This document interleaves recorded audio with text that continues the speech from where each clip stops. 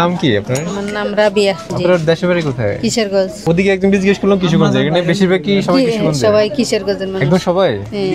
সবাই কি আপনারা মানে একই জায়গা থেকে আসছেন নাকি গ্রাম থেকে? না, বা গ্রাম থেকে আইছি, আলাদা আলাদা বাগ আছে। আপনি কি করেন এমনি?